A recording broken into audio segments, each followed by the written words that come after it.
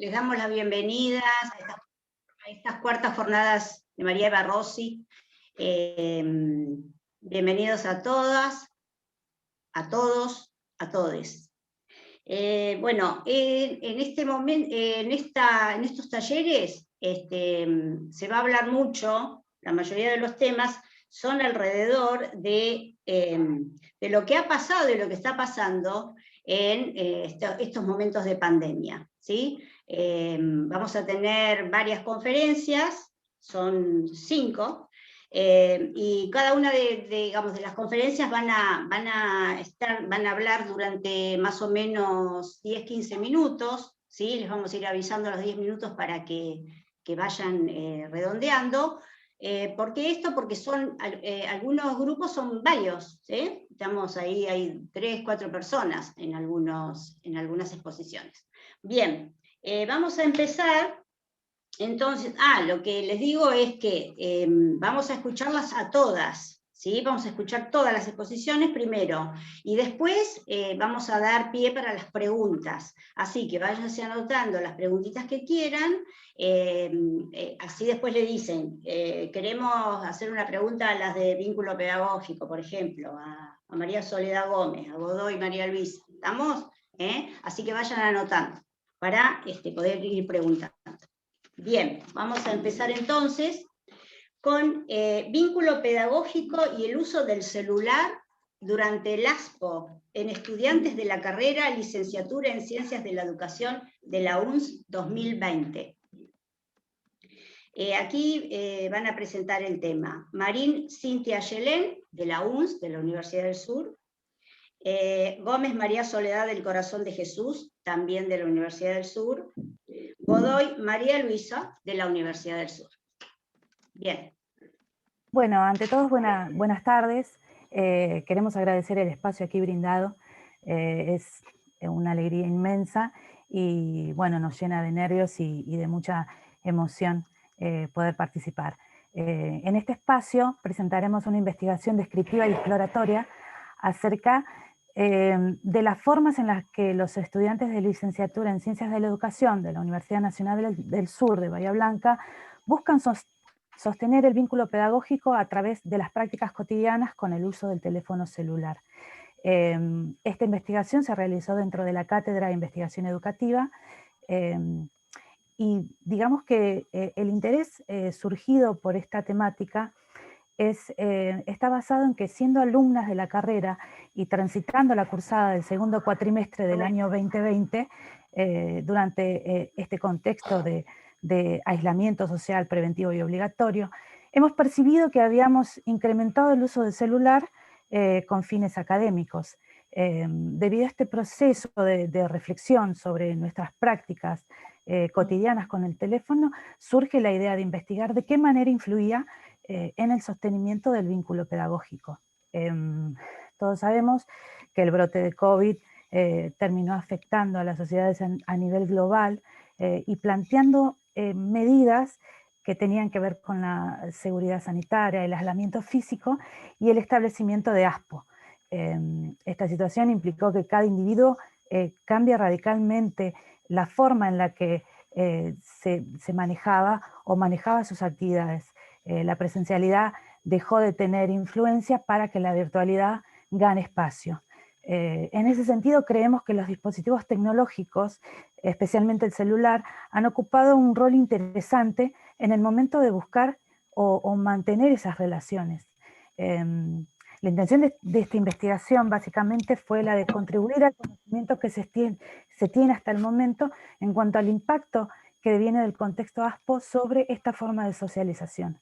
El diseño de investigación, también partiendo de todo lo que tiene que ver con la virtualidad y lo que hemos aprendido durante la cátedra, está basada dentro de la etnografía digital, la que hemos considerado una metodología pertinente y una técnica novedosa que puede facilitar el proceso exploratorio sobre estas diferentes prácticas. Después, en cuanto a los objetivos generales que están planteados en esta, digamos, en esta presentación, hemos tenido objetivos generales y objetivos específicos. El objetivo general se centró en comprender las prácticas cotidianas relacionadas con el uso del teléfono celular como búsqueda del sostenimiento pedagógico en los estudiantes universitarios de la carrera de licenciaturas de Ciencias de la Educación en la Universidad Nacional del Sur. Entre los objetivos específicos hemos propuesto, en primer lugar, explorar mediante el uso de una aplicación llamada Your Hour y los datos que confiere, las prácticas cotidianas del uso del teléfono celular en referencia a las aplicaciones más usadas por los estudiantes universitarios en el contexto ASPO. Después, como segundo objetivo específico, reconocer por medio de la escucha atenta de los relatos proporcionados por los estudiantes las prácticas del uso celular de forma cotidiana, desde las experiencias relatadas por los mismos estudiantes, en cuanto a lo que tiene que ver con búsqueda de información, entretenimiento o el uso pedagógico. Y por último, comprender cómo los estudiantes universitarios de esta licenciatura, a través de sus prácticas cotidianas, buscan sostener el vínculo pedagógico en el contexto de ASPO. Creemos importante tener en cuenta, y bueno, a futuro, una idea de continuar con esta investigación porque ha influido muchísimo en todo lo que tiene que ver con lo educativo y todo lo que tiene que ver con lo relacional y lo vincular. En el siguiente estado vamos a plantear lo que es la metodología y la inmersión en el campo. Le doy lugar o le doy palabra a Cintia. Gracias. Bueno, esta investigación es una investigación cualitativa, interpretativista, con alcances descriptivo y exploratorio.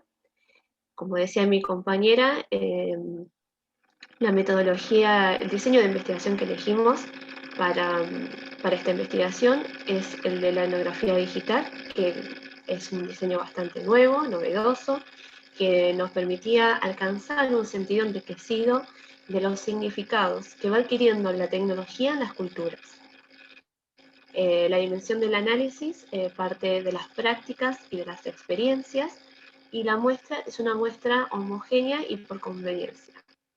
En cuanto a la población con la que trabajamos, fue dividida en 3 grupos, con los que realizamos distintas actividades con distintos recursos. Por ejemplo, el primer grupo estaba compuesto por 10 participantes, 8 mujeres y 2 varones, a quienes les pedimos que instalaran en su celular la aplicación Your Hour y que formaran un archivo en formato PDF y nos enviaran. Ese archivo tendría, digamos, de manera objetiva los usos que le daban al teléfono celular, qué aplicaciones utilizaban, qué usos le daban y el tiempo también.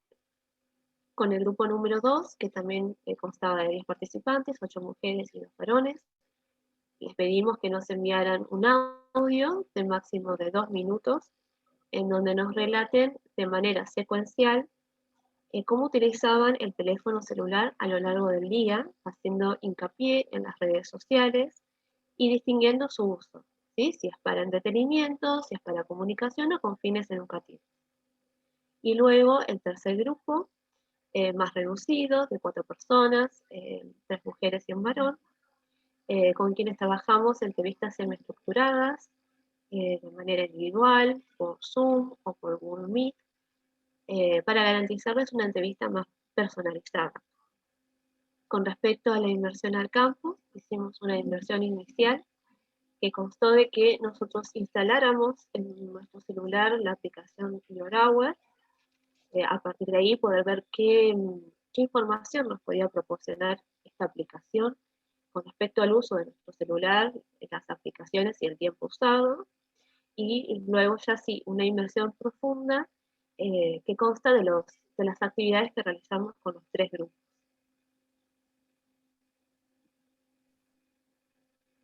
Bueno, y en lo que respecta, sí, y en lo que respecta a mí, bueno, voy a hablar un poquito de lo que fueron los resultados y las conclusiones de este trabajo de investigación. En un primer momento, bueno, lo que podemos decir es que dimos respuesta a nuestra gran pregunta de investigación, que tenía que ver con cuáles eran esas prácticas cotidianas con el uso del celular que llevaban a cabo los estudiantes, específicamente en este caso de cualquier año de la carrera de licenciatura en Ciencias de la Educación de la Universidad del Sur, y principalmente estas prácticas que tenían que ver con el vínculo pedagógico. Y bueno, y al respecto, el primer instrumento de relevamiento de datos del que habla mi compañera en cuanto a la aplicación Your Hours, pudimos explorar diferentes cuestiones que tenían que ver con cantidad de horas diarias que los chicos y chicas destinaban al uso del celular, esa cantidad de horas, cómo variaba entre los días de semana y los fines de semana, y también, por otro lado, un ranking de aplicaciones que nos dio como, entre otras cuestiones. En primer lugar, pudimos dar cuenta de que el 40% de la población sujeta a esta aplicación usa entre 4 a 6 horas diarias el celular.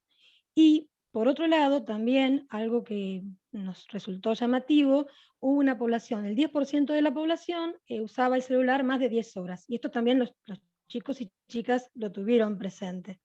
Bueno, en esta diapositiva sale este ranking de aplicaciones más usadas, donde WhatsApp, que es la violeta, e Instagram, en rojo, son esas aplicaciones más usadas. Y específicamente durante la semana usan más WhatsApp y en los fines de semana Instagram. Si damos curso a la tercera diapositiva, Cintia. Para profundizar el análisis, lo que hicimos es, con el segundo instrumento de relevamiento de datos, lo que se hizo fue conocer o reconocer a través de las voces de los propios chicos y chicas que al celular lo toman como una herramienta fundamental para sostener los vínculos, entre los cuales se encuentra el pedagógico. Por ejemplo, expresiones surgieron de esos relatos, como el teléfono siempre a mano para alguna actividad de la universidad, consulta con compañeros o buscar información, o lo que sea. O también esta otra que nos llamó mucho la atención, que se convirtió como una extensión nuestra el celular.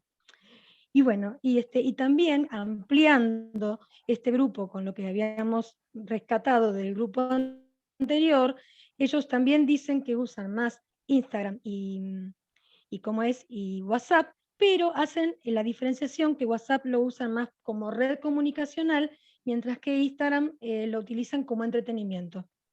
Luego pasamos al tercer grupo, que fue esto que hablaba Cintia de unas entrevistas semiestructuradas, cuyas preguntas surgían de la retroalimentación de los dos grupos anteriores. Y bueno, y al respecto pudimos entender este tema de cómo ellos usan, o sea, cómo perciben el vínculo pedagógico a través de sus prácticas cotidianas. Preguntas tales como ¿qué lugar ocupa WhatsApp en sus rutinas? Bueno, en este sentido alcanzamos la saturación teórica porque al unánime respondieron que WhatsApp había resultado un dispositivo, no, es una herramienta fundamental al momento de empezar sus rutinas. Más allá de que ellos también reconocían que ya esta aplicación la venían usando antes de la pandemia, ¿verdad? Con respecto al vínculo pedagógico, también lo describieron al celular como un elemento facilitador, ya sea con lo que tiene que ver con el proceso pedagógico y el sostenimiento de los vínculos, ya en este caso no solamente el pedagógico, sino el familiar, los sociales, laboral en algunos casos, sino también esta herramienta facilitadora en cuanto a la temporalidad, a esta cuestión de inmediatez que ellos encontraron y ellas respecto a poder tener la respuesta inmediata o ante una duda, que esto con la presencialidad a lo mejor se evacuaba de manera inmediata. Bueno, el tema no es lo mismo un correo electrónico que un mensajito de WhatsApp.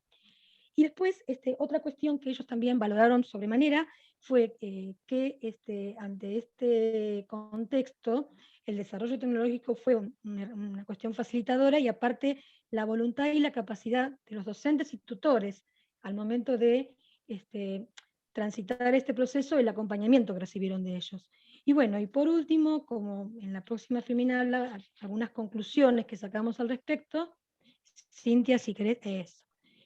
Podemos ratificar esto que dicen que el celular es una herramienta de apoyo importante para el desarrollo de los procesos pedagógicos, que prevalece esta en detrimento de otras, esto tiene que ver con la facilidad de conectividad, o también tiene que ver con determinados accesos a dispositivos digitales, y esta inmediatez de que ellos hablan, que es tan característico de este dispositivo, ¿no? Y por otro lado también algo que rescatamos es esta doble característica que surge de pensar, si bien el celular es una herramienta facilitadora, bueno, cómo ellos también pudieron plantearse la idea de controlar ese uso. Y por ende, nosotros también creemos que es muy necesario seguir líneas de investigación por aquellas cuestiones que surgieron como a modo de emergentes de nuestro propósito de investigación. Esto que ellos, por ejemplo, planteaban en cuanto a que se pueda llegar, cuando volvamos a la normalidad, a continuar con determinadas cuestiones de la virtualidad. Y bueno, y esto plantea también un interrogante en cuanto a cómo hacer compatible ambas modalidades, y bueno, y cómo poder reflexionar la práctica para poder repensar hacer académico. Y bueno, y ahí les damos las gracias, y bueno, y esperamos, si hay alguna inquietud, poder resolverla. Bueno, muchas gracias. Muy bien, chicas. Les digo a las que están escuchando que habíamos dicho que primero escuchábamos a todas, ¿sí?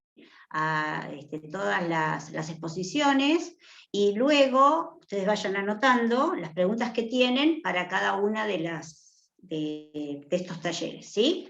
Bien, entonces le agradecemos a Cintia Marín, a María Soledad del Corazón de Jesús y a María Luisa Godoy por la exposición. Bien, ahora seguimos con situaciones de malestar, bienestar docente en contexto de COVID-19. Les docentes de la licenciatura en Ciencias de la Educación de la Universidad del Sur a fines del 2020. Aquí van a exponer Alejandra Rocio Patricia Ecker, de la Universidad Nacional del Sur, Departamento de Ciencias de la Educación, Pergolini Fuentes Huilén, del Departamento de Ciencias de Educación, Rosales Malvina Nerea, también del Departamento de Ciencias de la Educación. Bueno, hola, ¿cómo están? ¿Me escucha bien? Sí, muy bien. Perfecto. Bueno, con mis compañeras Malvina y Willen somos estudiantes del 4º año de la licenciatura en Ciencias de la Educación. Bueno, nuestro trabajo se titula Situaciones de Bienestar, Malestar Docente en contexto de COVID-19, les docentes de la licenciatura en Ciencias de la Educación de la Universidad Nacional del Sur a fines del 2020. Este trabajo surge a raíz de que veníamos trabajando el concepto de trabajo docente en varias cátedras y a lo largo de diferentes años a partir de la carrera. Y fue puntualmente cuando llegamos a taller 3 el año pasado, donde decidimos hacer foco en lo que más cercano teníamos, que eran nuestros docentes de la licenciatura, contextualizando en el COVID, que era lo que nos tocaba vivir en ese momento, y en esto de los encuentros y desencuentros que se fueron generando y que nosotras los percibimos, entonces nos interesó mucho, que se fueron generando en esto de ser y estar en la docencia universitaria en esta nueva virtualidad de emergencia que avasalló con todo.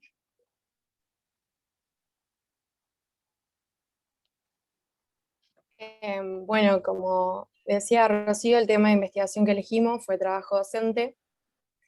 Luego de una revisión bibliográfica, decidimos posicionarnos en el concepto de trabajo docente que trabaja el autor José Manuel Esteves Arazaga.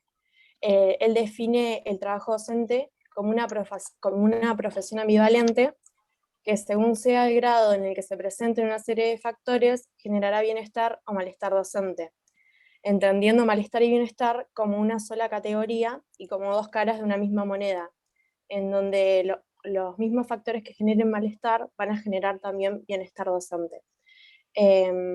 Así también, estos factores luego de varias categorizaciones que fuimos viendo de distintos autores y autoras, decidimos posicionarnos e indagar en la investigación sobre los factores pedagógicos didácticos, sobre las condiciones materiales de trabajo y también sobre los factores comunicativos institucionales.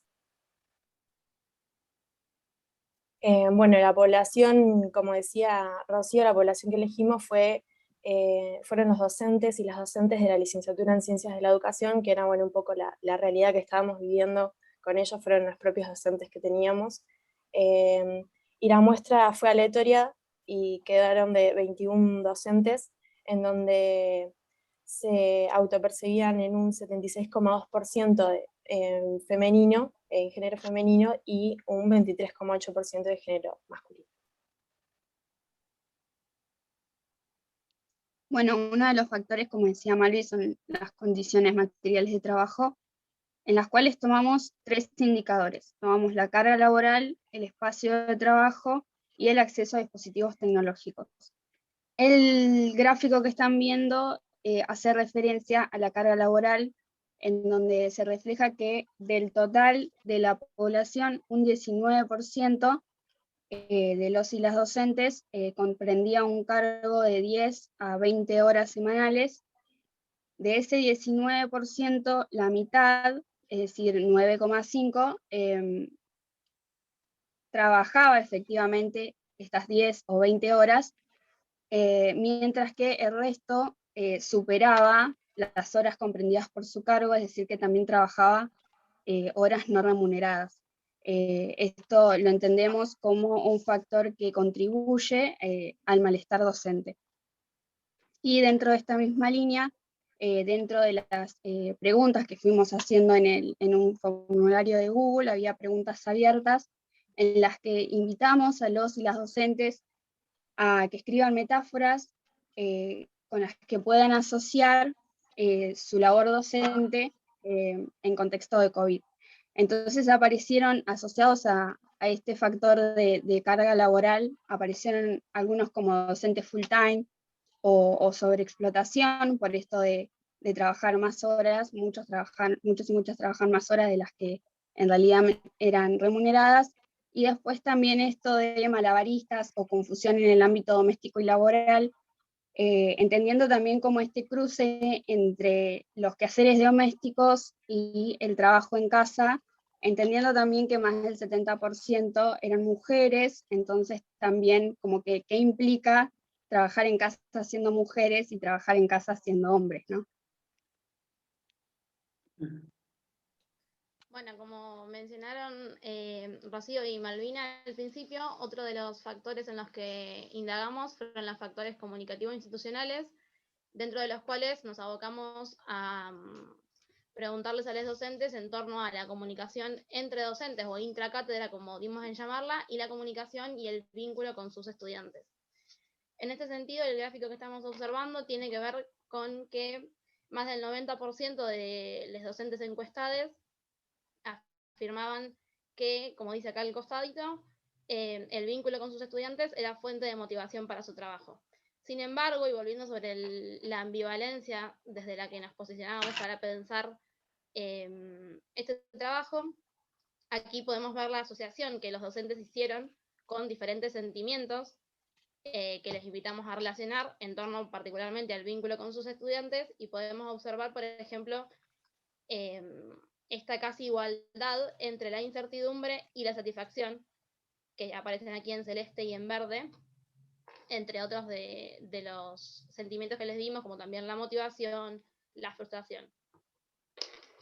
Asimismo, y siguiendo con esta dinámica de trabajar con metáforas, aparecía mucho en el pensar el vínculo con otros y otras, inherente e inevitable en toda relación pedagógica, esto del desafío de poder generar esos vínculos y sostenerlos a través de las pantallas y de las redes.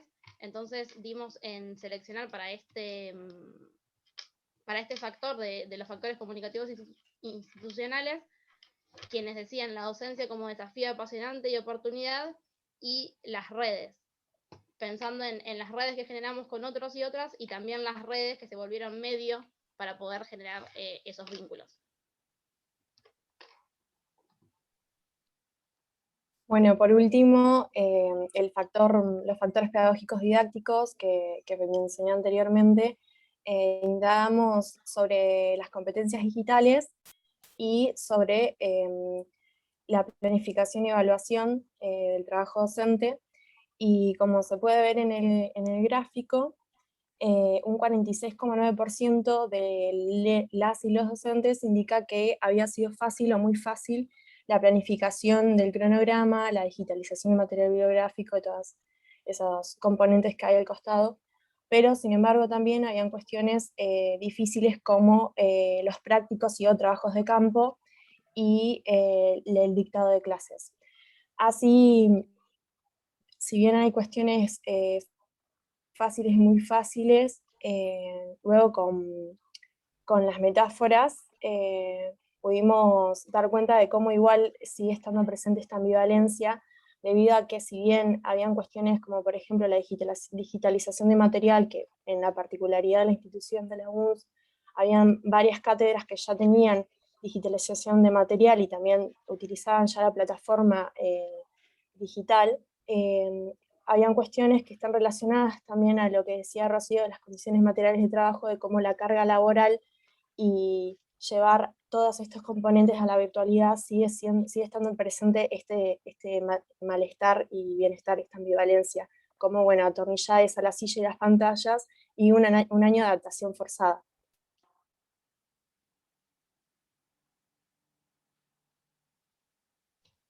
Bueno, un poco para concluir, les compartimos el gráfico, digamos, un poco de síntesis del pensar esta ambivalencia en torno a algunas situaciones propias del trabajo docente que les acercamos en la encuesta a los docentes y que pudieron ir vinculando a los diferentes sentimientos que asociábamos al bienestar y el malestar docente.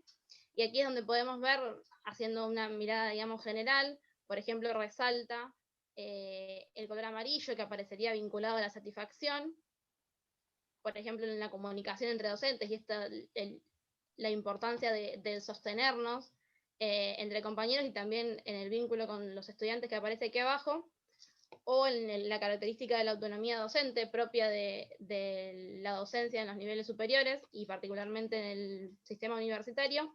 Pero sin embargo también vemos cómo aparece, por ejemplo, el color celeste vinculado al agotamiento, sobre todo, como decía al principio Rocío, en términos de organizar y distribuir el tiempo de trabajo estando en el hogar y el adaptarnos particularmente al espacio de trabajo en el hogar. Por eso también, a modo de síntesis, quedaba, y recuperando otras de las metáforas que nos acercaban los y las docentes encuestadas, esto de estar a todo terreno en una dimensión desconocida.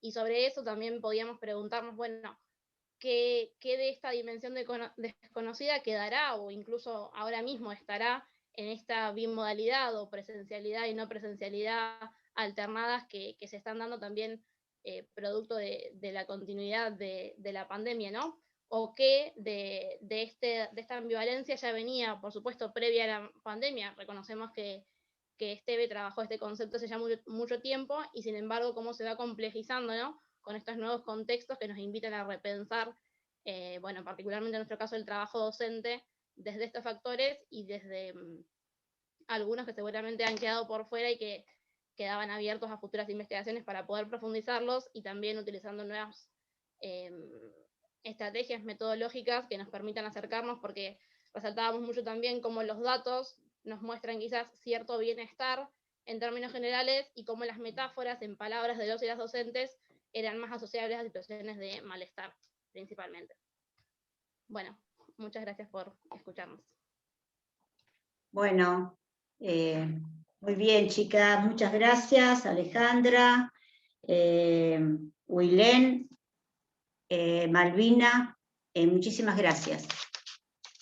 Bien, vamos a seguir entonces ahora con prácticas pedagógicas de acompañamiento a las trayectorias educativas de los estudiantes de primer año del profesorado de inglés del Instituto Superior de Formación Docente 3, ciclo lectivo 2020. Aquí nos van a contar esta experiencia Sicone Rocío Egler Hernández, Egler, Sabrina Monzón, Javier Ledesma y Laila Ortega. Hola, buenas tardes. ¿Me escuchan? ¿Sí? Bueno, nosotros somos estudiantes de cuarto año de la licenciatura en Ciencias de la Educación, de la UNS, y realizamos una investigación sobre prácticas pedagógicas de acompañamiento de las trayectorias educativas de los estudiantes del primer año del profesorado de inglés en el Instituto de Formación Docente número 3, Dr. Julio César Avanza, y en el ciclo lectivo 2020. Está dispositiva roja. La temática de esta investigación surge de una charla en el seno del grupo sobre cómo fueron nuestro paso de la secundaria a el nivel superior o nivel universitario, cómo fueron esas prácticas de acompañamiento a lo largo de nuestras trayectorias.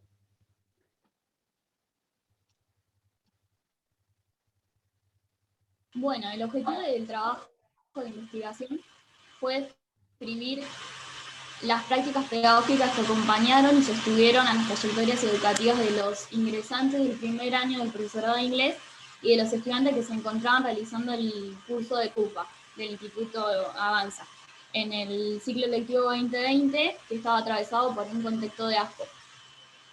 En cuanto al curso de CUPA, queríamos mencionar de que es un curso de formación básica en inglés que se le brinda a aquellos estudiantes que al momento de ingresar a la carrera no contaban con los requisitos necesarios, entonces se le da la oportunidad, se le da este curso durante todo un año para ir tomando todos los requisitos que se necesitan para así poder ingresar a la carrera. Bueno, para llevar adelante el trabajo de investigación, tuvimos la oportunidad de tener diferentes charlas y encuentros virtuales con la directora del instituto, con la coordinadora y la preceptora del profesorado. Además, pudimos tener encuentros con el primer año del profesorado y con tercero.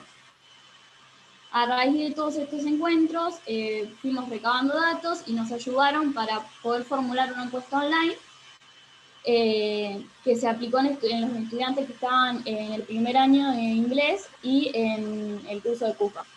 Bueno, tuvimos como respuesta un grupo de 31 estudiantes, 7 que se encontraban en el curso de CUPA y 24 del primer año del profesorado de inglés. Bueno, para explicar un poco qué tipo de preguntas o qué datos queríamos indagar dentro de la encuesta, algunos eran datos más vinculados con los estudiantes de conocer si ellos tenían primero dispositivos tecnológicos, en el caso de que no tuvieran, poder conocer si tuvieron que pedir prestado a algún familiar, a algún amigo, a algún conocido, si tuvieron que ir a comprar, si tenían el espacio acorde dentro de su hogar, si compartían el espacio con otras personas que también se encontraran o haciendo teletrabajo o estudiando otro tipo de otras materias universitarias o en el nivel secundario.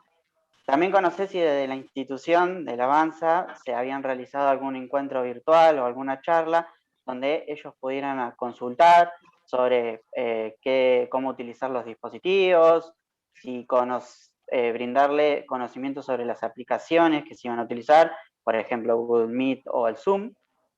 Y preguntas más guiadas a conocer si los estudiantes sentían que si la institución los acompañó en ese primer periodo de transición que va desde el nivel secundario hacia el nivel superior.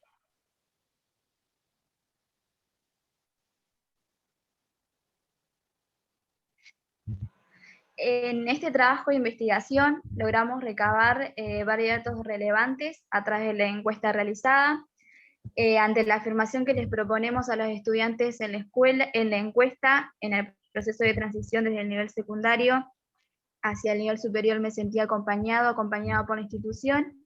El 55% de los estudiantes encuestados respondieron que estaban de acuerdo, el 32% que estaba totalmente de acuerdo y el 13% que estaba en desacuerdo. Respecto a la afirmación que recientemente mencioné, algunos de los comentarios de los estudiantes fueron: me sentí muy acompañada por los profesores y por la institución en general. No sentí que el instituto me acompañe con mis dudas, mis compañeros me ayudaron. Otro dato que nos parece relevante mencionar es que el 58% de los estudiantes encuestados reconocieron que el instituto realizó alguna charla informativa sobre el uso de las plataformas digitales. Sin embargo, un 42% de los estudiantes respondió que no se llevó a cabo ninguna charla informativa. Comprendemos que el año anterior la educación mediada por tecnologías fue una experiencia nueva para todos y todas, y queremos destacar que un factor clave que los estudiantes percibieron como favorable para su continuidad pedagógica fue el acompañamiento de algunos docentes y pertenecer a un grupo de compañeros. Por otro lado, en cuanto a las prácticas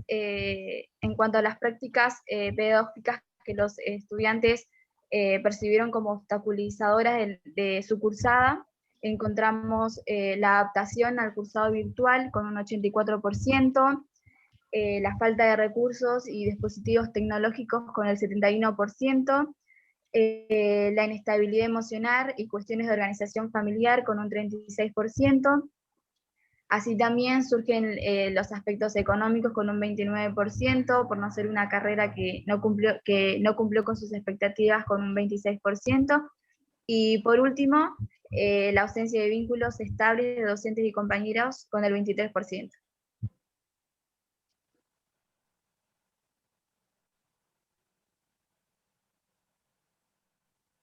Hola. Sí. No. Bueno, también nos pareció importante que la encuesta que realizamos pudiera contar con un espacio en donde los estudiantes pudieran transmitir algunas inquietudes o sugerencias que ellos le podrían brindar a la institución. Y bueno, algunas de ellas son las siguientes: ponerse de acuerdo con un plan de acompañamiento en las primeras semanas del cursado, así el cambio de secundaria a superior es menos abrupto, que todas las materias se concentren en una sola plataforma virtual y que las condiciones de cursada se planteen al iniciar la carrera, tener encuentros virtuales más seguidos, creo que habría ayudado mucho, o al menos que durasen más.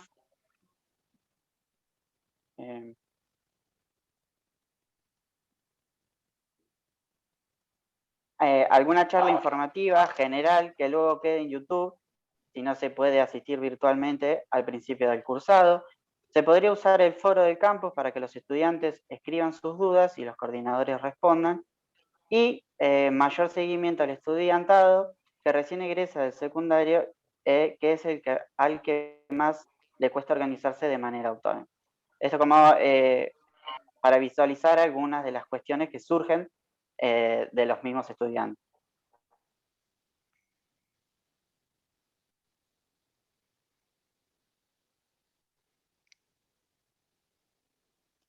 Bueno, no sé si se me escucha. Sí. Bien. Perfecto. Bien, gracias. Bueno, a modo de conclusión, en base a todos los resultados de la encuesta, llegamos a la conclusión de que una gran parte de los estudiantes encuestados, ¿no? Se sintieron acompañados por la institución y por algunos profesores en este proceso de transición del nivel secundario al superior. También que la institución realizó algunas prácticas pedagógicas que permitieron sostener y acompañar estas trayectorias educativas de los estudiantes. Pero bueno, hay un porcentaje de alumnos encuestados que consideró que una mayor demanda para el acompañamiento a estas trayectorias.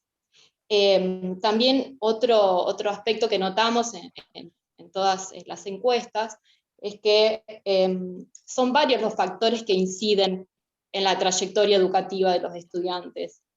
no solamente son las prácticas pedagógicas que realiza la institución o el profesorado de inglés en este caso, sino que inciden otros factores como lo emocional, como lo económico, lo familiar, ¿no? Si uno se tiene que organizar con la familia, en mi caso tengo hijos, entonces son varios los factores que inciden en la trayectoria educativa.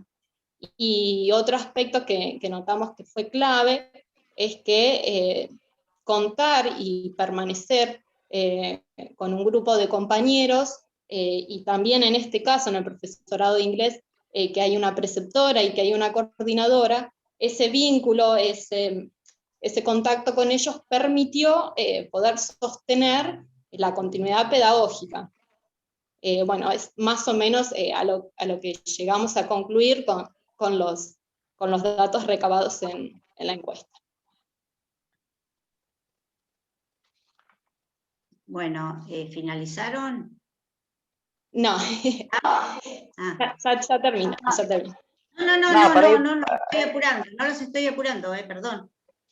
No, para ir terminando, por ahí en el trabajo hicimos una reflexión como grupo, por ahí queríamos mencionar que, bueno, a raíz de la pandemia, la educación estuvo atravesada la educación, en donde tuvieron que, obviamente, cambiar la modalidad, pasar de lo presencial a lo virtual, en donde claramente todos tuvimos que reorganizarnos, tanto docentes como las instituciones, los mismos estudiantes, también tuvimos que reorganizar todo para poder tratar de seguir con una continuidad pedagógica de manera virtual, obviamente. Y también quería por ahí decir que ojalá que nuestro trabajo, todo lo que pudimos recabar toda la información que pudimos reunir en esta investigación, que fue entregada a la institución, obviamente, haya sido de utilidad para que en este año se hayan tenido en cuenta o hayan podido ser útiles para ajustar, cambiar o mejorar en alguna cuestión respecto a las prácticas pedagógicas de acompañamiento hacia los estudiantes. Bien. Bueno, y para finalizar queremos darles las gracias a la institución por habernos abierto las puertas muy amena, a las directoras, coordinadoras, estudiantes, y también a nuestra tutora pedagógica Solina Boquín por haber acompañado esta investigación y haber confiado en nosotras, y a todos los que nos están escuchando en este momento. Muchísimas gracias. Gracias. Bueno, gracias a ustedes, muy claro, muy bien. Bueno, entonces agradecemos a Rocío Ciccone, a Rocío Egler Hernández, a Sabrina Monzón, a Javier Ledesma y a Laila Ortega. Bueno, muchas gracias. Bueno, entonces seguimos ahora con hacer de la crisis una ocasión. Ríos Julieta, profesora. Hola, buenas tardes a todos. Hola. A ver si puedo. Tengo que correr. Ahí está. ¿Se ve ahí la...? Ahí se ve perfecto, sí. Bien. Bueno, yo soy Julieta Ríos, si bien soy profesora del profesorado en literatura, en lengua y literatura del instituto, en realidad este relato surge de la experiencia en el nivel secundario. En el nivel secundario trabajo en primer año, doy prácticas del lenguaje, y bueno, y este relato surge de lo que, digamos, de los sentimientos que afloraron al principio, ¿no?, del año pasado, en marzo, cuando nos enteramos de que íbamos a empezar a transitar el ASPO, y bueno, y está enmarcado por dos epígrafes, uno que creo que para las prácticas, por lo menos del lenguaje, es universal y perenne, y otro contextual, pero sospecho que también repetible, ¿no?, en algún otro momento de la trayectoria docente. El primero pertenece a un texto hermoso de Graciela Montes, con el que realiza intertextualidad este título, Hacer de la crisis una ocasión, porque el texto de Graciela Montes se llama La gran ocasión. Y la cita que forma parte del epígrafe dice: la lectura no es algo de lo que la escuela pueda desentenderse. Es decir que, digamos, el trabajo, el relato tiene que ver con la modificación en las prácticas de lectura, en las clases de prácticas del lenguaje. El segundo epígrafe pertenece a una novela de Michel Bussy y refiere más al sentir personal, ¿no? En ese momento, y pensando en el trabajo anterior sobre el trabajo docente, ¿no? Creo que ahí también se veía reflejado esta situación. Un abismo se abrió ante mí, el destino se divertía estrellándome contra las paredes. Esa era la sensación abismal, ¿no? que había surgido en ese primer momento. Sin embargo, si bien esa sensación de abismo me acompañó durante los primeros días, ¿no? del ciclo lectivo, porque veíamos que no lo íbamos a poder iniciar tal como conocíamos y que teníamos que adaptarnos a una nueva forma de trabajo, adaptar las planificaciones, en mi caso, por ejemplo, la selección de textos y demás. Adaptamos a nuevas plataformas, en el mejor de los casos trabajar con plataformas educativas, en otras situaciones el uso del celular, ¿no? Que también ustedes dieron cuenta del uso de esa herramienta como una extensión, ¿no? de uno mismo. Pero más allá de esa sensación, que fue inicial y fuerte, luego ese malestar pudo transformarse en un renacer, ¿no? Entonces, esa sorpresa, ese temblor, ese abismo inicial, poco a poco fue transformándose en una experiencia positiva, y de ahí el título de este trabajo, ¿no? Hacer de la crisis una ocasión. Y en ese sentido quería reforzar el concepto que propuso ayer Verónica Piovani en la apertura, ¿no? de las jornadas, que es el concepto de esperanza fundada, ¿no? Esto de, bueno, pensar en positivo, lo positivo de la situación, pero desde un análisis y desde un trabajo personal y grupal, colaborativo, con colegas y con estudiantes. Bueno, además de estos sentires, ¿no? Positivos y negativos, surgieron interrogantes, que fueron los que de alguna manera permitieron, ¿no? Este proceso de transformación, de renovación. Estas preguntas, estos interrogantes, apelaban por un lado a ese pasado, ¿no? que ya se iba perdiendo, ese pasado que dejaba de existir poco a poco, y el futuro incierto, ¿no? Entonces, en esa transformación o en ese decurso fueron surgiendo estos interrogantes. La primera cadena de preguntas tuvo que ver con cuando recién recibimos la noticia, qué prácticas abandonar, ¿no? En este cambio de escenario, cuáles mantener y cuáles renovar frente a esta nueva situación.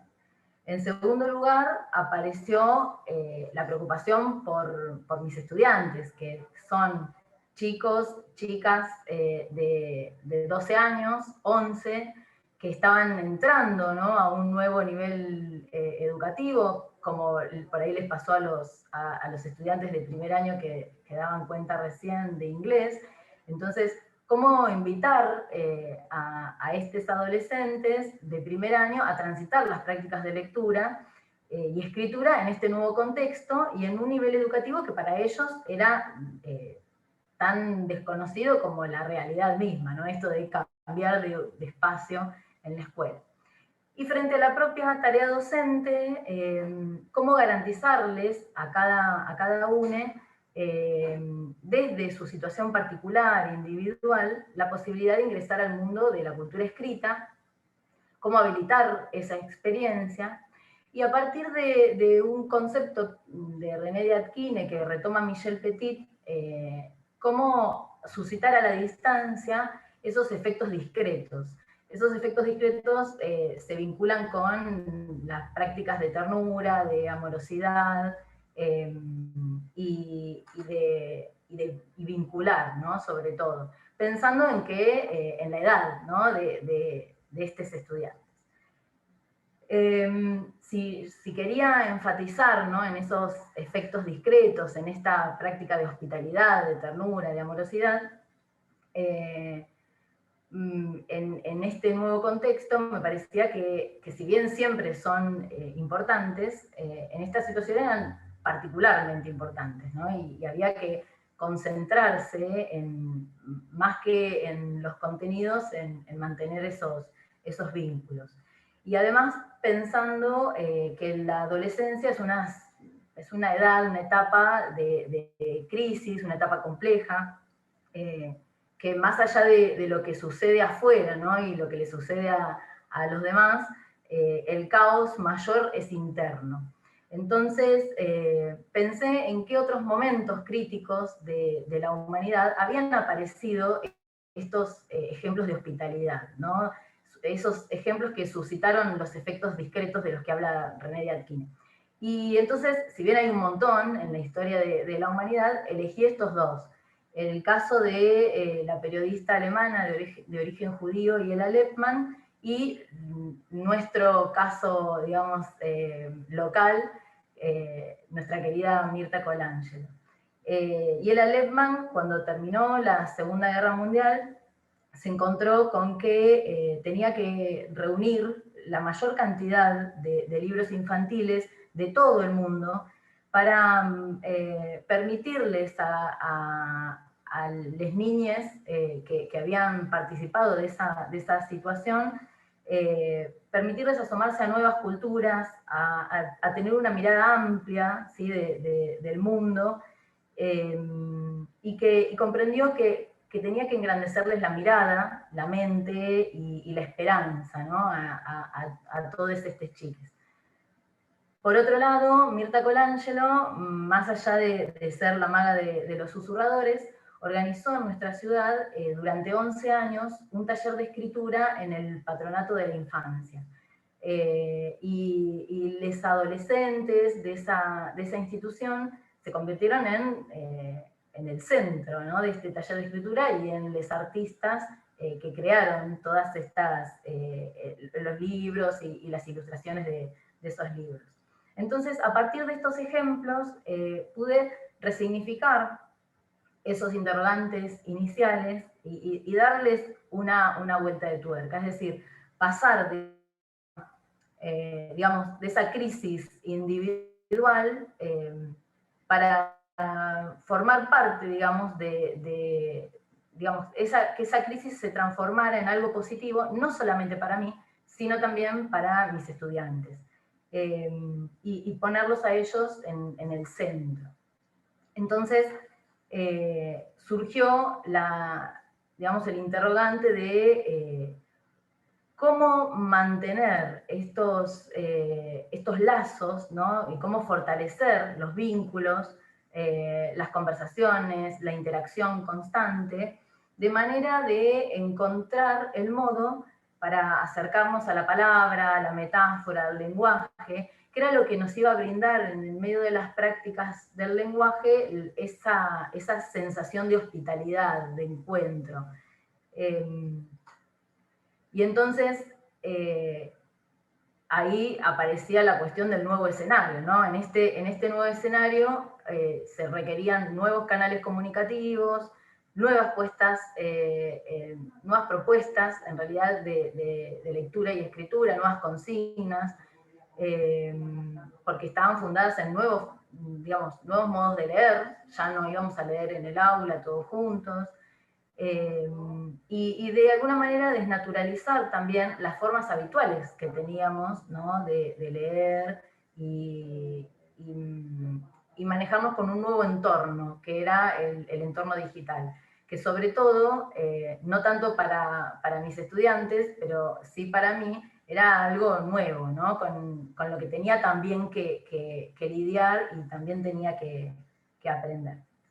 Entonces, en esta búsqueda, ¿no?, de hacer de la crisis una ocasión, me encontré con este texto de Jorge La Rosa, en el que plantea este salto, ¿no?, este salto hacia afuera. La educación tiene que ver siempre con una vida que está más allá de nuestra propia vida, con un tiempo que está más allá de nuestro propio tiempo, con un mundo que está más allá de nuestro propio mundo. Esta frase me llevó a pensar en la adolescencia, como habíamos dicho antes, como una etapa de crisis, pero también, y aquí es donde se abre por ahí una puerta, ¿no?, un pasillo de trabajo, como una etapa de experimentación. Y en ese sentido, podía pensar, ¿no?, que la construcción identitaria de mis estudiantes y sus prácticas culturales se conviertan entonces en el centro, ¿no?, de mis prácticas docentes. Es decir, modificar las consignas, el corpus de textos seleccionados, el modo de leer, en función de sus requerimientos, ¿no?, de sus prácticas. Y entonces en esta búsqueda apareció, ahí me salté uno, ahí está, apareció el concepto o la reflexión de Paula Sibilia, que nos lleva a preguntarnos, desnaturalizando, ¿no?, la utilidad que le damos a los dispositivos móviles, por ejemplo, en nuestras prácticas educativas, cómo nos constituimos como sujetos, usuarios de esos dispositivos. Y bueno, en este cambio de escenario, estos dispositivos estaban constantemente presentes, ¿no?, todo el tiempo, como esto que decían en el trabajo anterior, el celular como una extensión del brazo, ¿no? Entonces, al momento, por ejemplo, de pensar qué aspectos positivos y qué aspectos negativos presentaba dar una clase por Zoom o por Meet, apareció esta reflexión, ¿no? Aprendemos cotidianamente con esos aparatos a administrar esa insistente obligación de construirse como un yo visible y de estar conectados para existir, es decir, para estar en condiciones de ser alguien en la sociedad contemporánea. Y esto, tal vez para mí, no era, digamos, no estaba tan presente, sí para mis estudiantes, ¿no?, porque todo el tiempo están con el celular en la mano, leen desde el celular, se comunican desde el celular, crean vínculos desde este dispositivo. Entonces ahí apareció esta posibilidad de comparar, ¿no?, esa constitución propia como un sujeto moderno, con reminiscencias, ¿no?, de ese sujeto moderno, y trasladar o comparar con el sujeto contemporáneo. Y entonces pensaba en que, si bien a lo largo de todo el siglo XXI, los modos de leer y escribir, los soportes de lectura y escritura, los modos de producción y de distribución de textos se fueron modificando, y entonces ahí vemos, ¿no?, cómo han cambiado las prácticas de lectura, desde el ensimismamiento del sujeto moderno que lee solo, aislado, en silencio, a esta exposición constante, full time, digamos, en las redes. También se comparaban esos dos momentos en el antes y el después de la escuela. Es decir, nosotros seguíamos pensando, por ejemplo, en aula, en clase o en tareas, pero los adjetivos daban la pauta del cambio, ¿no? Virtual, sincrónica, subidas, ¿no?, tareas subidas, tareas descargadas. Entonces, ese nuevo escenario implicaba también un cambio, sobre todo en mi actitud, ¿no?, como docente frente a este nuevo escenario, y poniendo o dando centralidad a las prácticas de mis estudiantes. Y entonces ahí veía, ¿no?, cómo este cambio del aula, si nosotros pensamos en un aula, todos tenemos la representación, ¿no?, del aula tradicional. Los bancos en fila, el pizarrón en el frente, el docente en el frente, los horarios fijos, de tal hora a tal hora tal materia, de tal hora a tal hora la otra materia. Todo ese espacio, ¿no?, se desconfiguró, y entonces, digamos, el disciplinamiento de los cuerpos que aparece en un aula tradicional caía frente a los espacios múltiples y virtuales, y a los horarios diferentes y ampliados, ¿no?, de las plataformas educativas, y también el pasaje, ¿no?, del edificio a la nube generaba que ya no fuera el centro el docente, sino los estudiantes, ¿no? Ya no miraban los estudiantes al docente, sino que nosotros teníamos que poner el centro en los estudiantes. Y siempre pensando no solamente en cómo presentar los contenidos, cómo presentar la clase, sino también esta cuestión vincular, ¿sí?, que para esa edad y esa situación de ingreso a la escuela secundaria era central. Entonces, a partir de ahí, pude pensar en cómo modificar las prácticas de lectura. Y allí aparece entonces esta frase de Francisco Cruces, que hoy, escuchando también a Valeria Sardi, pensaba, ¿no?, en esta importancia de la corporalidad de la escritura, perdón, de la lectura. Dice la cita: la lectura no aparece entonces como un ejercicio solitario, individual, es siempre social, activa, holística, corporal, constructiva, afectiva y sensual. Lee toda la persona con todo su cuerpo. Entonces, a partir de esta transformación en la práctica de lectura, empecé a pensar de qué manera podía modificar entonces las propuestas, las consignas de lectura, el modo de leer en las clases de prácticas del lenguaje.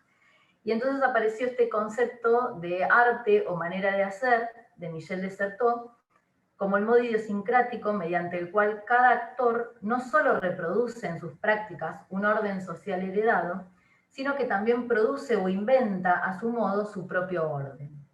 Y en este sentido, entonces, la práctica habitual de lectura se sacudía, ¿no?, el polvo de la tradición moderna y adquiría un nuevo sentido, una nueva forma.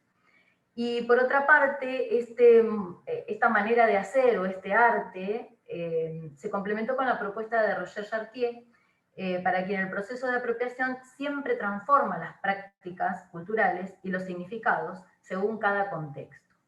Y si a esto le sumaba los conceptos de Elsie Rothwell como acceso, disponibilidad y apropiación, bueno, todo este marco conceptual me permitió entonces revisar previamente a la situación de ASPO, planificadas, y revisar todo eso para poder modificar las prácticas a este nuevo escenario, ¿no?, como ayornar las prácticas a este nuevo escenario. En esa revisión me di cuenta, por supuesto, que mis prácticas hasta el momento, digamos, pertenecían a un mundo distinto, a un mundo que ya había dejado de ser, y que delimitaban, ¿no?, los vínculos de una manera diferente. Digamos, esas prácticas que servían y eran útiles y nutritivas, productivas en el ámbito del aula presencial, ya no tenían sentido en este nuevo escenario. Entonces, pensé que leer un libro ya no alcanzaba en este contexto, sino que además teníamos que leer su materialidad, porque, por ejemplo, no todos contábamos con el mismo soporte de lectura. Algunos estudiantes habían adquirido la novela a principio de año, otros leían desde un PDF que yo les había compartido en el aula virtual, otros tenían una fotocopia en blanco y negro. Entonces, a partir de ahí, empezar a pensar, digamos, no solamente leer la novela, sino pensar cómo se presentan los paratextos de esas novelas, qué dificultades aparecían entre la presencia o la ausencia de colores, qué impresión o qué sensación le generaban las imágenes, ¿sí?, en un soporte o en otro, qué posturas adoptaban para leer, ¿no?, en cada soporte, si esa postura se mantenía, si leían en un PDF o leían del libro impreso, si todas las ediciones impresas eran iguales, si todos los PDFs eran iguales, en qué soporte querían leer o preferían leer, por qué les pasaba con esa lectura. Es decir, reflexionar no solo sobre el texto, sino sobre el modo de leer ese texto y qué pasa con el cuerpo que lee ese texto. Por otro lado, también reflexionar sobre el entorno, ¿sí? Antes leíamos todos juntos en el aula, compartiendo el tiempo y el espacio. A partir de esta modalidad, veíamos que, por ejemplo, hacer una lectura grupal a través de una clase por Zoom o por Meet generaba, ¿no?, un sonido ambiente que a veces era molesto, otras veces era positivo porque estábamos todos muteados, entonces no había ruido. También qué posibilidades o qué dificultades les brindaba mantener encendida la cámara o apagarla al momento de leer para otro, cómo los afectaba salir de una pantalla, es decir, salir de una clase y entrar a otra, y que era salir de una pantalla e ingresar a otra. Cuando no leíamos juntos, ¿cómo lo hacían? Si lo hacían solos, solas, si los acompañaban, si le leían a alguien. Y por otro lado, reflexionar también sobre el sentido de la práctica de lectura, es decir, bueno, ¿por qué? ¿Por qué seguir leyendo, ¿no?, en un contexto de crisis, en un contexto de encierro? ¿Qué aportaban esas actividades de lectura o la escritura sobre la lectura? ¿Qué aspectos positivos o negativos se encontraban en estas prácticas? Es decir, reflexionar más sobre el hacer que sobre lo que estábamos leyendo, que también se hizo, pero que no alcanzaba. Esta reflexión, por supuesto, que hizo que no pudiéramos leer todo lo que se había planificado a principio de año. Algunos textos yo los desestimé en esta revisión, pero de los que habían persistido, digamos, llegamos a leer uno solo. Sin embargo, esta práctica, ¿no?, de reflexión sobre la lectura y sobre los modos de leer y sobre los entornos y sobre el vínculo que se generaba en la lectura en clase, nos permitió llegar a algunas conclusiones. Por ejemplo, que se convirtió la práctica de lectura en un proceso consciente, es decir, de dar cuenta de lo que nos pasaba, comunicar lo que nos pasaba al momento de leer, qué sensaciones teníamos, con qué nos encontrábamos, digamos, por qué nos encontrábamos mejor leyendo juntos, juntas, que solos, o aquellos que preferían leer solos, ¿por qué? Es decir, volver consciente el proceso de lectura. Por otro lado, que tomamos decisiones conjuntas. Yo participé de esas, digamos, las consignas que propuse, como eran consignas nuevas, también las hice como parte, digamos, del grupo de estudiantes. Y eso fue muy productivo porque también me permitió entender con qué dificultades, ¿no?, se encontraban mis estudiantes al momento de realizar una actividad en un entorno digital, o también aprender de sus enseñanzas, ¿no?, cómo ellos manejaban determinada herramienta, cómo me permitieron a mí aprender a usarlas. Bueno, y que en realidad todo el trabajo y el aprendizaje fue conjunto y colaborativo. Y la conclusión más linda y más nutritiva, y que creo que es lo que me permitió este año resignificar las prácticas desde el principio, es que nadie sabe más que todos juntos. Bueno, muchas gracias.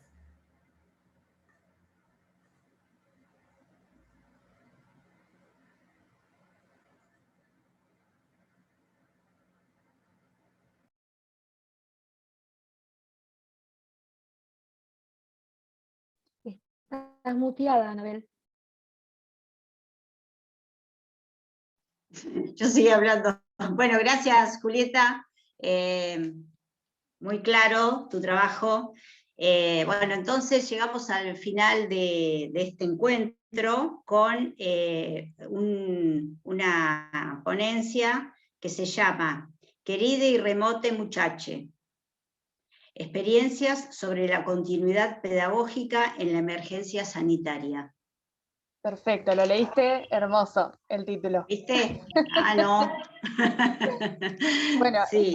ese título, de hecho, es, para armarlo, tomé el nombre de una obra de Ernesto Sábato que se llama Querido y remoto muchacho, y de alguna manera, bueno, estructuré esta comunicación como una suerte de ruta literaria para poder dar cuenta de algo, parte de la experiencia que fue trabajar con la continuidad pedagógica durante el año pasado.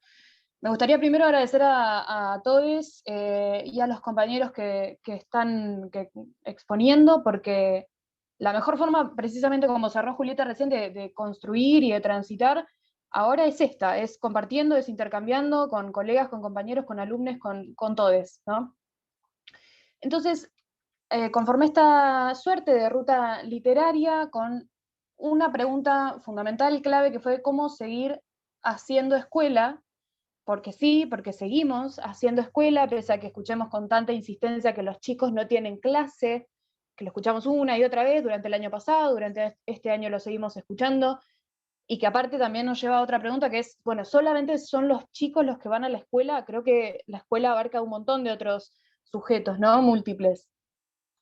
La primera estación es en el camino y hacia rutas salvajes entre signos de interrogación. Un poco esto lo pienso como uno de los conceptos que mencionaron las compañeras antes que yo, de dimensión desconocida, ¿no? Esto de un escenario incierto, complejo, con un montón de preguntas que quienes están trabajando en el aula las habrán escuchado, las habrán leído. Es esto de, profe, ¿cómo seguimos ahora? Profe, ¿qué va a pasar en diciembre? Profe, ¿cómo nos van a evaluar? Profe, ¿qué vamos a hacer? No tenemos ni idea, no sabemos cómo, quiero decir, no sabíamos qué iba a pasar, cómo íbamos a seguir. Digo, el trabajo en el aula siempre tiene mucho de imprevisibilidad, pero esto nos sacudió, y encima a principio de año, ¿no? En un momento en el que estamos intentando crear estos vínculos y de repente, de un momento para el otro, estamos en casa. Para mí lo fundamental fue abrazar esa imprevisibilidad, que no significó improvisar, y sobre esto voy a hablar un poquito más adelante.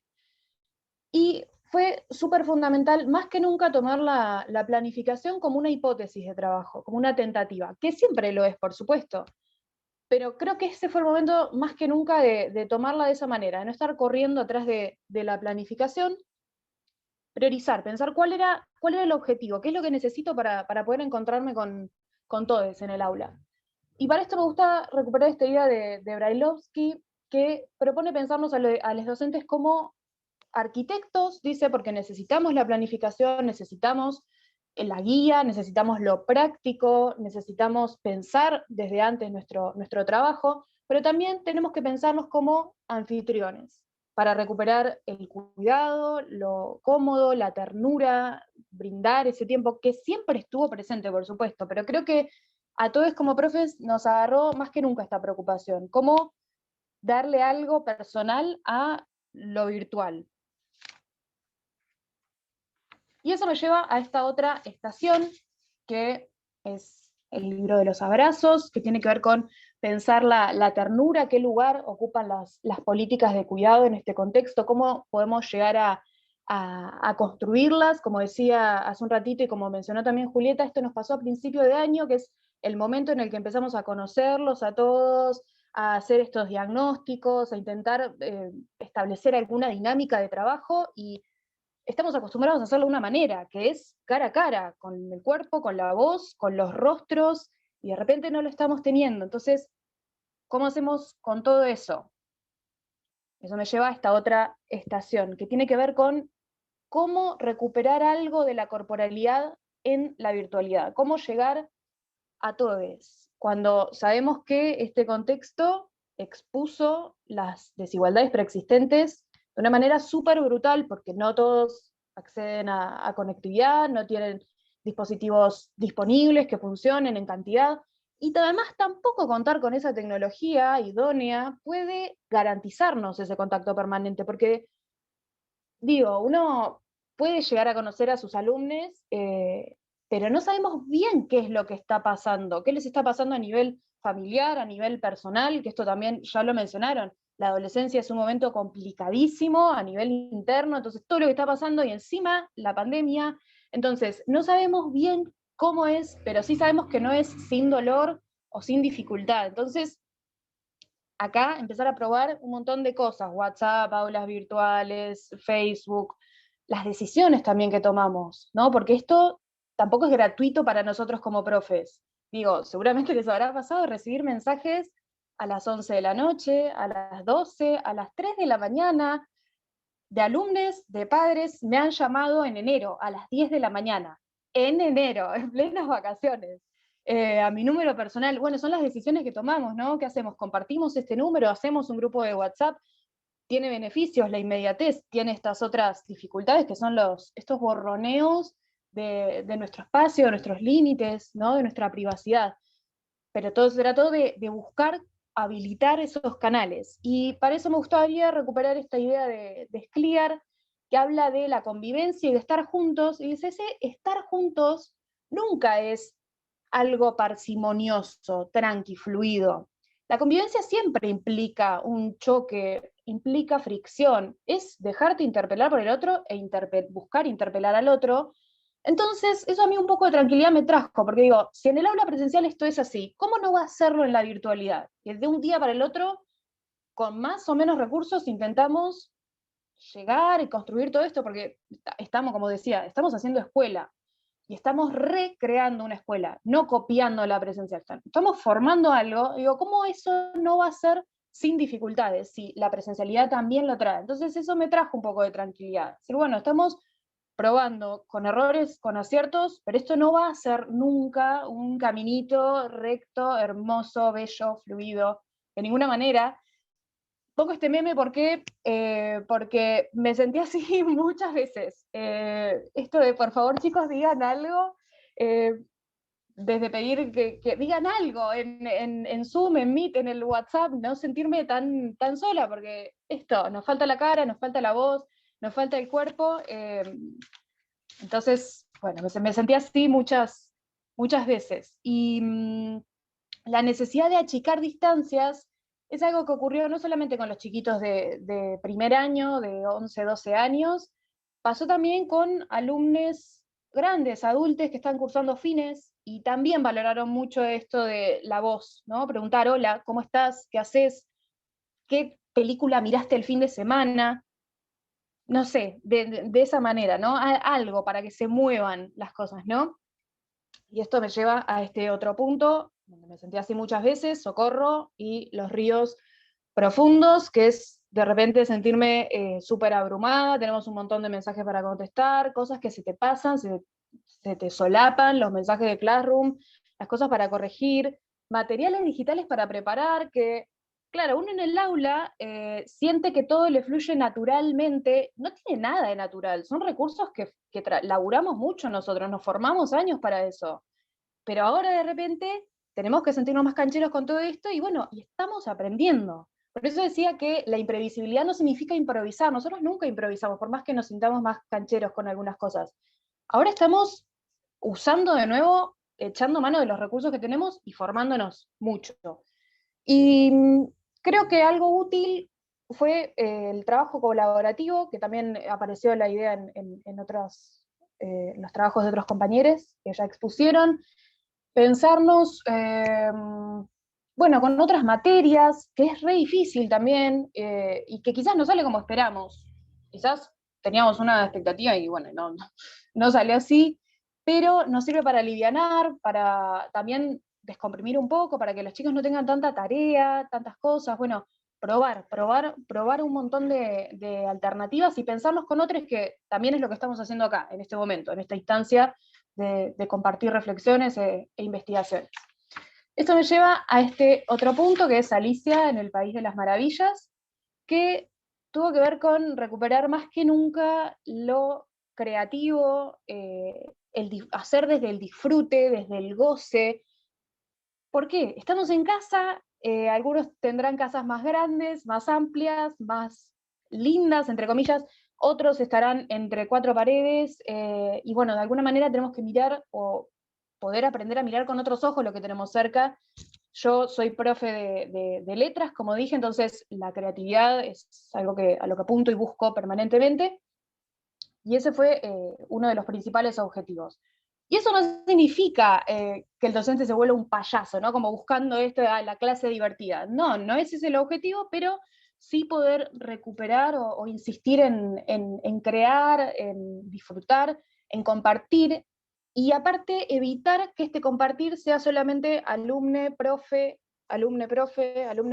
que fue algo que costó mucho, porque en el aula sí se puede horizontalizar más la comunicación, pero acá no sé cómo les habrá pasado a ustedes, de repente claro, las entregas particulares, por WhatsApp privado, en Classroom también, y los mejores encuentros para mí fueron esos donde precisamente se pudo romper con esa dinámica, como por ejemplo esta actividad fue una propuesta muy sencilla de hacer memes de experiencia de cuarentena, que creo fue una de las que más me gustaron, porque las chicas hicieron sus propios memes y los compartieron en el grupo de WhatsApp y en el tablón de Classroom, entonces podían comentar uno sobre el trabajo del otro, y la verdad que para mí fue de las más divertidas.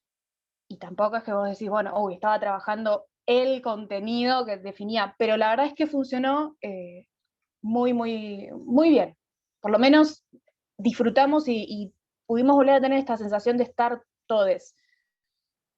Y ya casi llegando al final, Cumbres Borrascosas y una mirada retrospectiva a los caminos recorridos, que tiene que ver con cómo estuvimos probando 1 millón de estrategias, de formas, de recursos distintos, cómo estuvimos también evaluando a nuestros alumnos, pero también a nosotros, porque creo que más que nunca empezamos con esto de, bueno, ¿esto está funcionando? ¿Esto va? ¿Sigo por acá o tengo que buscar otra forma, volver para atrás, tomar otro camino?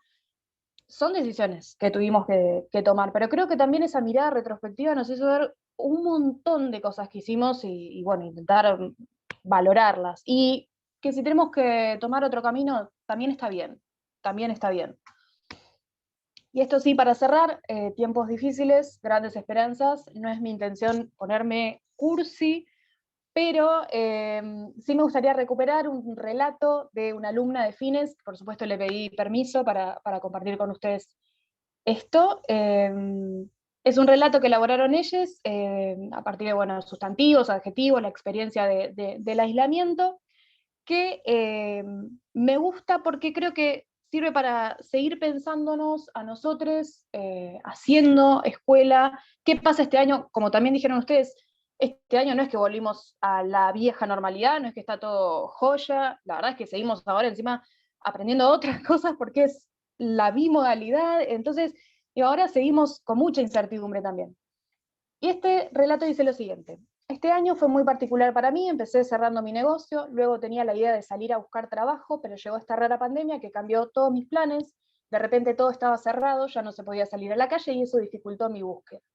Entonces decidí aprovechar esta oportunidad que me daba la vida de tener tiempo libre para poder hacer miles de cosas en mi casa que por cuestión de trabajo no podía. Lo primero que hice fue pasar tiempo con mi familia, disfrutar de unos ricos mates con mi marido un domingo a la mañana. Disfruté mucho de mi cocina, preparé muchas cosas dulces que amo hacer.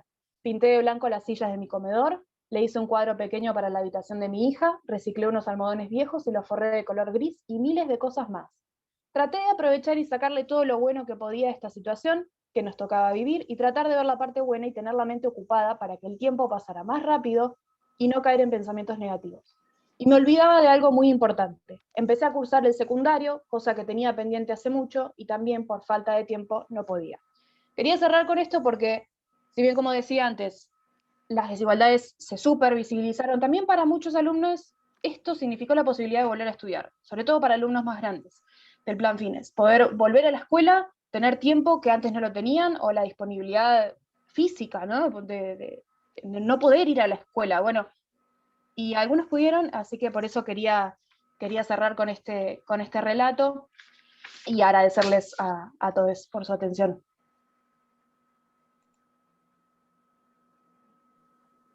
Muchas gracias, Agustina. Muchas gracias. Bueno, entonces ya terminaron todas las ponencias. Si tienen alguna pregunta para hacer, ¿a quién se la quieren hacer? Yo creo que una conclusión que saco, ¿no? Escuchando todo esto, que me pareció genial, todas las exposiciones me parecieron muy buenas. Digo que todas tienen que ver, todo tiene que ver con todo, digamos, o sea, unas con las otras se van juntando, digo, porque lo que decía Agustina, esto de, bueno, mucha gente o muchos aprovechamos a hacer otras cosas, como esta señora que aprovechó a estudiar, ¿no es cierto? Se pudieron hacer otras cosas. O sea, yo creo que lo que habría que ver, y lo que seguramente estamos rescatando de todo esto, es la parte positiva de esta pandemia. Porque si no, si nos quedamos en lo negativo, y bueno, no vamos a salir nunca de esto. Obviamente. Entonces, en un principio todos nos desesperamos, profesores, alumnos, porque para los profesores esto también fue un cambio, o sea, un cambio para los chicos, y los chicos tienen que entender que a nosotros nos costó mucho todo esto, mucho, porque no solamente que algunos ya usaban o usábamos las plataformas, la virtualidad, pero no de esta manera. O sea, entonces, primero tuvimos que aprender, gente grande, que yo me incluyo, o sea, que no tengo tanto, digamos, contacto con la tecnología, tuve que aprender un montón de cosas. Y esta necesidad de decir, de preguntarnos a los profesores, ¿servirá esto? ¿Servirá? Porque estamos muy acostumbrados a la presencialidad. Esto de estar presentes, esto de estar con los alumnos, que salen espontáneamente las cosas, como más fácil, ¿no? Que en esto de estar, yo estoy de este lado, los chicos del otro lado, esto de no vernos, de no tocarnos. Cuando los mismos chicos te apagan la cámara y vos decís, ay, yo necesito verlos. Yo tengo esa necesidad, porque la presencialidad me da eso, ver el cuerpo, ver los cuerpos, ver los movimientos, ver la tensión del cuerpo, ver las caras, y te apagan la cámara. ¿Viste? Entonces te sale así como, ay chicos, ¿pueden por favor prender la cámara? No, profe, lo que pasa es que se me corta el audio, y si abro, y si estoy no sé dónde, y no quiero, claro. Algunos no quieren que se vea también dónde están, algunos, no sé, están en el trabajo ahí, justo ahí, en ese momento. Bueno, cada uno tiene sus problemas, pero la realidad es que a todos nos costó esto, y todos nos estuvimos preguntando siempre, ¿sirve lo que estoy dando? Y como dijo Julieta, dice, esto hay que deconstruirnos también en esta práctica que veníamos haciendo. No, hay que hacerlo diferente. ¿Y cómo lo hacemos? ¿Cómo lo hacemos? Creo que todos, esto del teléfono que lo usan todos realmente, porque sí, bueno, ya lo venían usando, imagínense en este momento, o sea, que es la prolongación del brazo seguro, pero bueno, todos estamos en esa también, porque tenemos grupos de WhatsApp por todos lados, todos hacemos grupos, y los chicos hacen lo mismo. Pero también es lo más rápido, lo más... y ahora todo queremos ya, entonces esto del celular, obviamente que es ya, ¿no? Y lo usamos para esto. Pero bueno, me da la impresión de que todos estábamos hablando de lo mismo, ¿no? Y que, como dice Julieta, otra vez, hacer de la crisis una ocasión, obviamente que sí, que hay que hacerla. No nos queda otra. Entonces ir pensando y repensar nuestras prácticas, repensarlas y preguntarle a los chicos, ¿sirve, no sirve? Que ellos nos hablen, que ellos nos digan. Porque esto de lo que hicieron acá en el Instituto Avanza, digo acá, como si estuviera yo en el instituto, digo, con los chicos de inglés, que parece bárbaro el trabajo que hicieron, a las conclusiones que llegaron, que algunos dijeron que se les agradece a los profesores, porque realmente nos costó tanto que esto de querer ayudar, principalmente al chico de primer año, ¿no? El que recién llega, es que lo pensamos todo, no sé si valió la pena, digamos, si se dieron cuenta de que nos estamos preocupando. Yo doy clase en un primer año, en los primeros años, y realmente es la preocupación nuestra.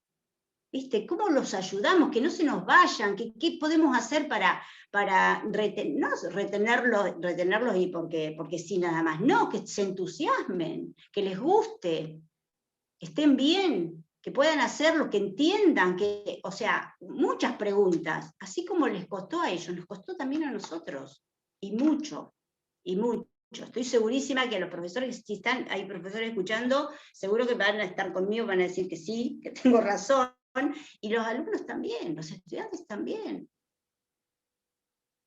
Tuvimos que cambiar seguramente, sí, la forma de dar clase, todo, fue todo un cambio. Sí, Anabel, en esto que vos decías por ahí digamos, de cómo nos costó a todos, lo hablábamos con los chicos de primer año, de secundaria, cómo, digamos, por eso pensar también en el entorno en el que cada uno estaba, porque ya no estábamos en la escuela, Claro.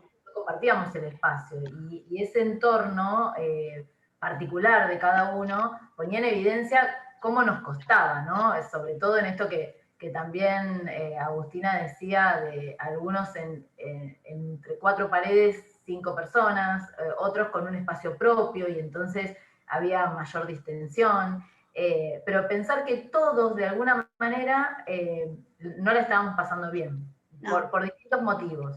Pero en la reunión, digamos, esto de cambiar, a mí lo que me gustó, digamos, como esto de poner el foco en la amorosidad y en la ternura y en la hospitalidad, no en el contenido, que si bien trabajamos el contenido, por supuesto, pero que eso hacía que se conectaran con cámara, que quieran hablar de lo que les estaba pasando.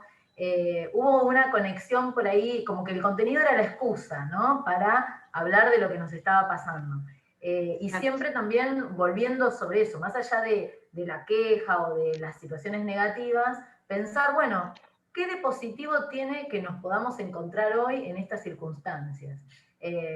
Y bueno, y ahí también aparecía mucho el humor y nos reíamos, ¿no? De los pijamas, de los pelos, de cómo aparecíamos cada uno en ese contexto, ¿no? Pero la realidad es esa, que a todos nos costó mucho por diferentes motivos, y a mí me sirvió, digamos, correrme, digamos, del lugar que tengo en el aula, por ahí, que es el lugar del frente, por más que uno transite y demás, está esa diferencia, y en este caso, ponerme dentro del grupo, digamos. Claro. Correrme del lugar docente y ser miembro de ese mismo grupo. O sea, somos todos iguales que estamos viviendo la misma situación. Exactamente, exactamente. Bueno, ¿alguien quiere agregar algo más? ¿Alguna pregunta? Bueno, me gustaría participar. Quería agregar, disculpen. No sé quién. Luisa, ¿querés vos? ¿Sí? No, dale, bueno, después hablo el poquito. Dale. Bueno, en primer lugar quería felicitar a los participantes de los 5 grupos. Sí, la verdad que es una experiencia de apertura que nos hace sentir más acompañadas, ¿sí? En estos periodos que fueron muy solitarios, muy angustiantes, aunque también, bueno, se encontraron huecos para las oportunidades. Esto del vínculo, sostener el vínculo con nuestros compañeros, con el equipo de directivo, con, digamos, los estudiantes, ¿sí? Teniendo en cuenta que muchos de ellos eran ingresantes o que estaban transitando, digamos, sus primeros años en el instituto o en la universidad, bueno, también, digamos, nos llenó de preocupaciones, de ver si estábamos llegando, de ver si estábamos estableciendo los puentes necesarios como para sostener esas trayectorias, andamiar estas trayectorias.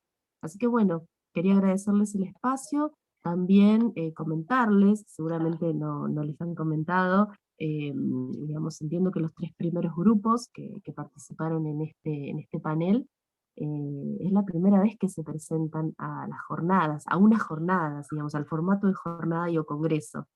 Particularmente me tocó ser tutora, junto con Inés, mi compañera de cátedra en la licenciatura en Ciencias de la Educación, para andamiar esta cocina de la investigación. Es su primera aproximación seguramente también a cuestiones de relevancia institucional. Así que bueno, agradecer este espacio porque significa mucho para estos grupos que recién, digamos, se bautizan en esto de dar a conocer, digamos, sus andares en la investigación y en las instancias de campo, que esta vez fueron por fuera de las paredes del instituto, en el caso del profesorado de inglés, y por fuera de las paredes de la universidad, en el caso de las chicas que abordaron el bienestar y o malestar docente. Así que bueno, simplemente, digamos, darles mi agrado y mi felicitación. Felicitaciones, sí, también. Muchas gracias.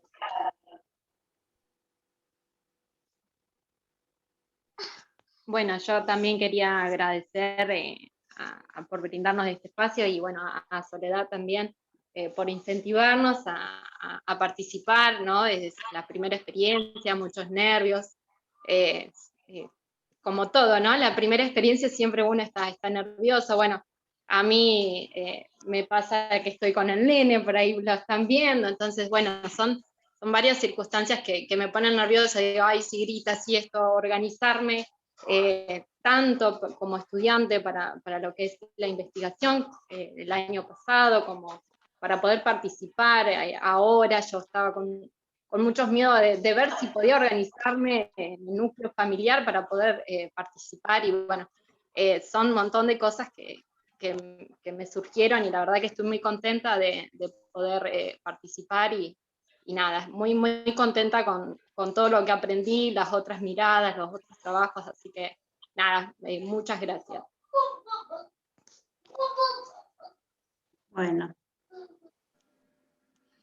Bueno, me sumo a las felicitaciones. Al principio le dimos la bienvenida a nuestro instituto, y la verdad que es un placer. En algunos momentos salí a las distintas mesas a sacar algunas pantallas, algunas fotos, así que ustedes después también van a estar en nuestras redes, pero realmente trabajaron con muchísima seriedad, con mucho compromiso.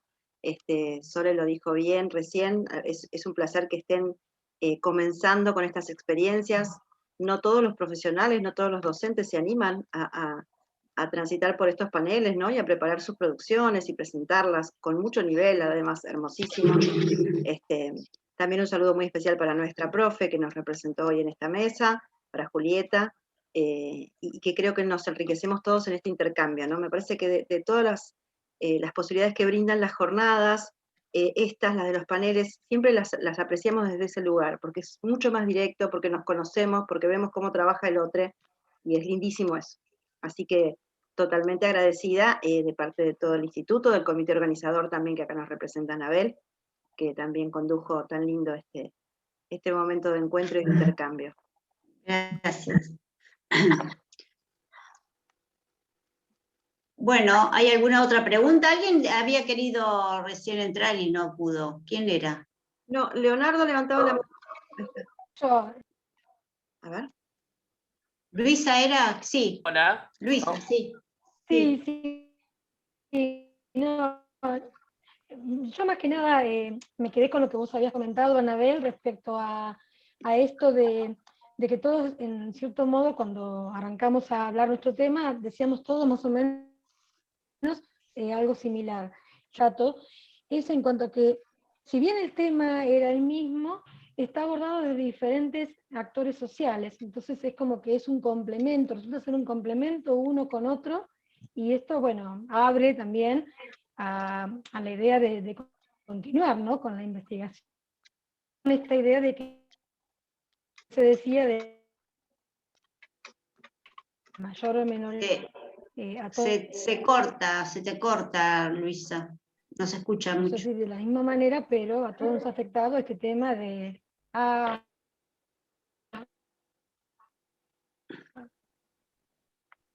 Lo voy a escribir en el chat. Bueno, sí, porque se te corta. Se corta mucho. ¿Hola?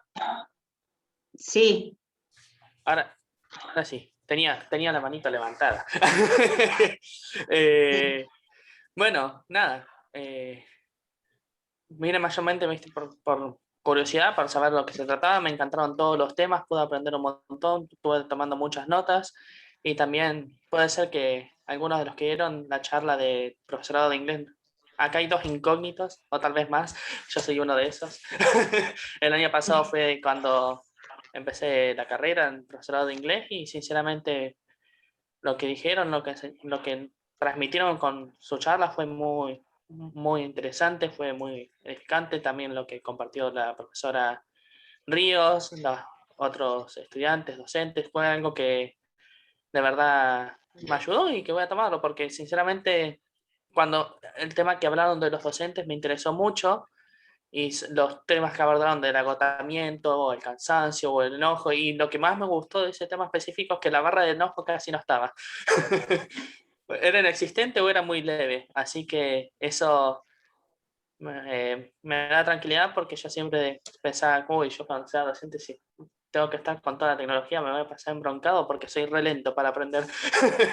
Pero veo que mayormente no es un caso común. Se ve que hay otros factores que afectan que sea muy satisfactorio para todos. Así que nada, eso es algo que aprendí bastante y que me gustó. Bueno, muchas gracias. Muchas gracias. Viste eso que el malestar, bienestar docente va así, malestar, bienestar, vivimos en esa disyuntiva, ¿viste? Estamos bien, estamos mal, pero de pronto, no, porque, qué sé yo, tenemos a los alumnos y nos están escuchando y participan, ya estamos bien. Empezamos ahí medio torcidos y después vivimos así, somos así los docentes ambivalentes. Bueno, agradecer... Chicas, realmente y chicos, estuvo todo muy lindo, muy interesante, han trabajado mucho, como dice Silvana, con mucha responsabilidad. Gracias por responder a estas jornadas, estas cuartas jornadas. Realmente para nosotros, para el instituto, es un placer transitar estas jornadas. Realmente yo hoy a la mañana decía, ya vengo emocionada desde ayer, ¿no? Escuchando tanta gente hablar y realmente estoy emocionada y sigo emocionada y yo creo que voy a terminar el día emocionada.